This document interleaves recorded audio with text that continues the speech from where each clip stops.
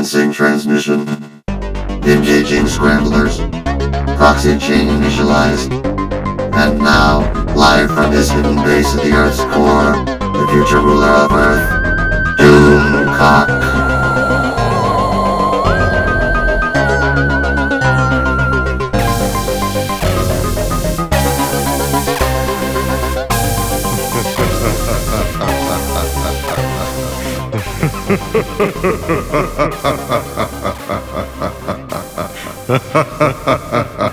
My friends, I have seen the latest episode of The Acolyte, and 7 episodes in, we finally get the big secret behind the whole series revealed, and it's stupid. No kidding, folks. The whole damn thing is really, really, really painfully stupid.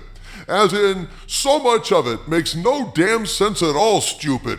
And you wonder just how awful Leslie Headland and Kathleen Kennedy must be to think this insipid, disjointed mess made any sense at all. What a colossal waste of time this entire series has been. Not only is it not in any way Star Wars, The Acolyte is not in any way entertainment unless you find dumpster fires, train wrecks, and sadistic abuse of simpletons entertaining. The Acolyte was Kathleen Kennedy's "I'll show the whole world how to make Star Wars" moment. This was going to be Kathleen Kennedy's legacy. The moment when she put George Lucas in the corner and revealed that she was the genius behind Star Wars and Lucasfilm all along. If only those damn glory-hogging men hadn't been stealing credit for all her brilliance all of these years. This was Kathleen Kennedy's swan song. But sadly, the swan is tone-deaf, brain-damaged, and riddled throughout with stage 4 suck. The entire show was based around the mysteriously non-mysterious mystery of what really happened to the lesbian space witches on planet Brenda. And now that the mystery has been revealed in episode 7, it is pathetic. It is laughable. It's like Leslie Headland took super laxative for a colonoscopy and then just forgot all about going to the toilet and went to bed instead. In the morning, she woke up in a sea of brown, took a picture of her soiled sheets, sent it off to the transcriptionist, and voila! Episode 7 of The Acolyte. My brain hurt after I watched it, dude. Like, there was a little tiny purple-haired feminist kicking me inside my skull, saying, "Isn't this better than what George Lucas did? Lesbian space witch is good, Jedi bad. This shit was some of the stupidest trash I've seen since Star Trek Discovery, man." Oh, jeez. I still feel nauseous. Yeah, you're looking even more green around the gills than usual, Harvey Cthulhu. My friends, I'm not going to recap the whole episode because I already did that with my review of the abysmal episode 3. This episode is a flashback to that episode told from the Jedi's perspective, allowing them to recycle footage, save money, and waste all of our time. A good 80% of this episode is redundant crap we either saw before in episode 3 or could piece together by obvious context. It added almost nothing to the mix, just clarifying a few things from the Jedi point of view. The huge problem with this episode is they finally reveal how all those witches really died, and it is insanely ridiculous. The whole message here is supposed to be lesbian space witches good, Jedi bad. But Leslie Headland and her team of incompetent hacks can't even deliver that simple message without screwing the space pooch 10 ways to Life Day. So let's get to the most idiotic parts of this shit stain of an episode. Turns out the Jedi came to planet Brenda to investigate a possible vergence in the Force. Apparently a hyperspace accident destroyed all life on the planet, and yet the planet is now full of life. And the Force can do that, apparently.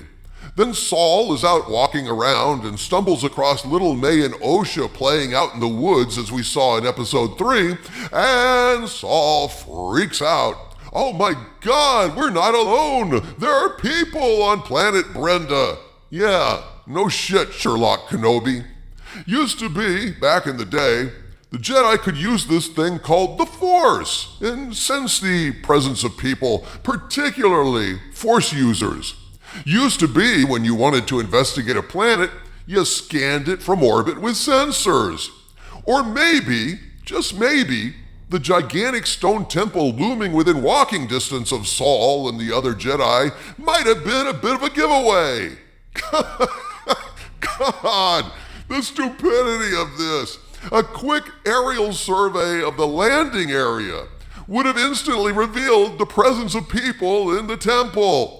Hell, in our day and age, with our primitive technology, our heat sensors, our FLIR, would have shown all the torches and hot little witches running around there in the stone temple by satellite.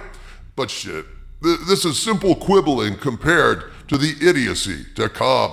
Let's cut to the chase, Doomcock, the ludicrous dark secret that drove wee Huey the Hobbit to kill himself drinking poison and caused Saul to live with crushing guilt, because this part of the story lies in a strange feminist realm beyond all comprehension. Okay, folks, as it turns out, this is another case where Doomcock was right again. I pointed out from the start the stupidity of having a pile of dead witches who supposedly died in a fire without being even slightly burned. I figured, yep, Leslie Headland is going to make the Jedi into a bunch of murderers when she reveals the Jedi killed all these poor innocent lesbian space witches. Well, I was right, but oh my God, if that's the message they wanted to convey, they bungled it spectacularly. First of all, Trinity contacted the Jedi Council asking for permission to remove Osha and May from the Witch Coven. The Council said, nah, just leave them alone. But of course, the two male Jedi, Saul and Torben the Hobbit, can't follow orders. And so they hurry off to grab the little girls because Saul fears for their safety. So of course, the female Jedi are sensible, and it's the toxic male Jedi who refuse to take orders from women that cause all the trouble. Oh, of course, Harvey. Leslie and her little woke pals have a hard-on for white and white-adjacent males, so naturally it's all Saul and Torben the Hobbit's fault.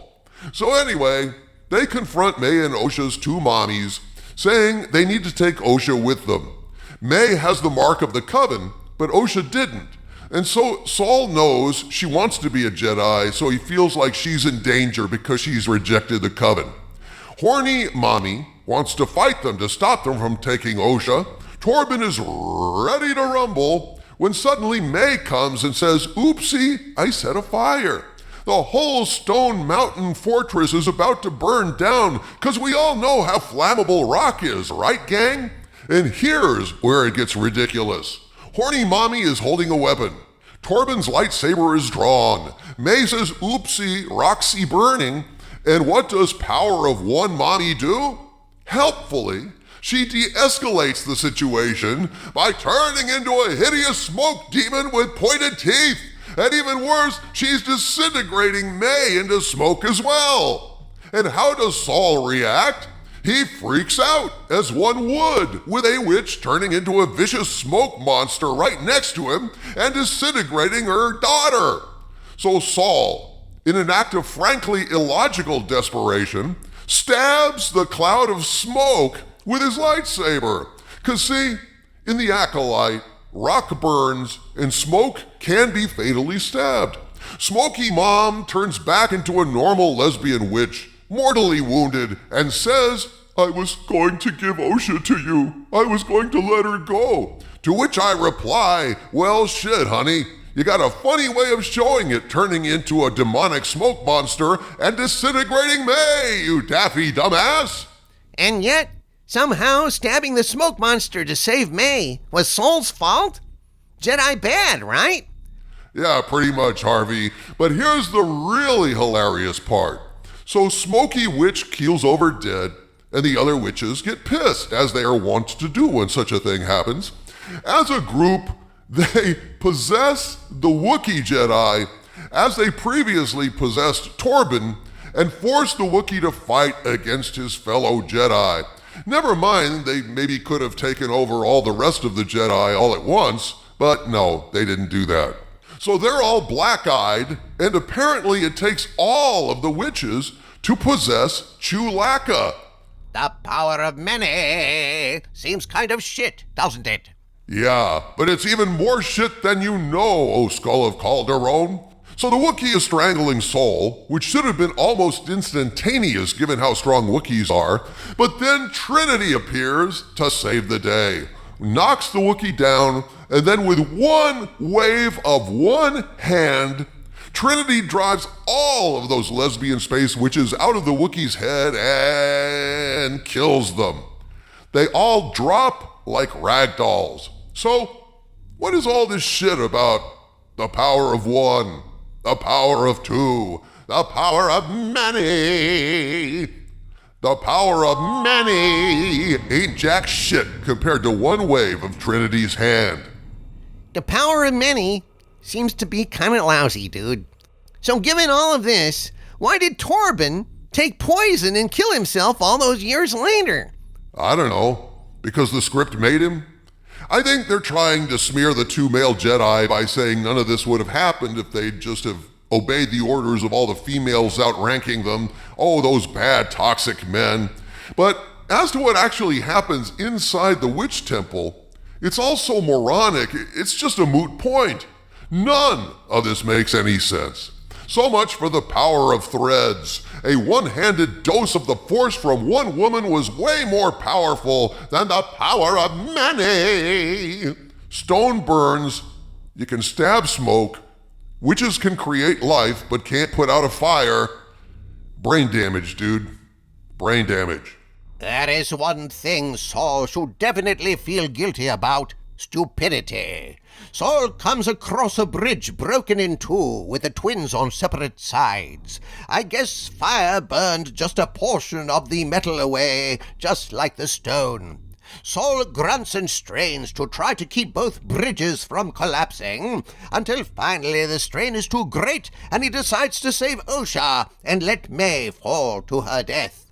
You might say, in choosing between the two children, he had to make Sophie's choice. Sorry, Meryl Streep. But the insanity here, the sheer stupidity, is instead of screwing around holding the whole bridge up, he could have just lifted the two girls off their respective bridges and pulled them to safety with the Force.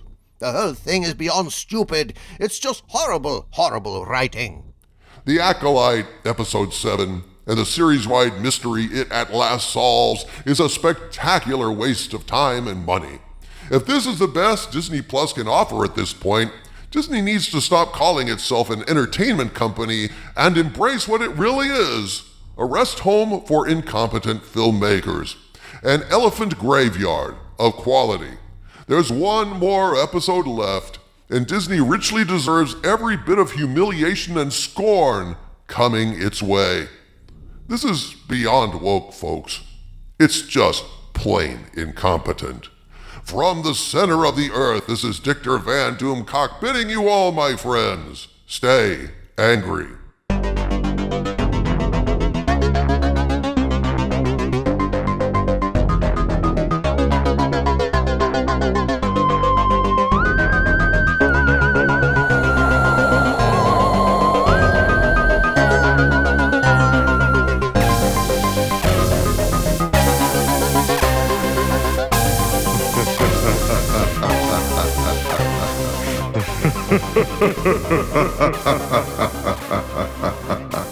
Ha ha ha ha ha.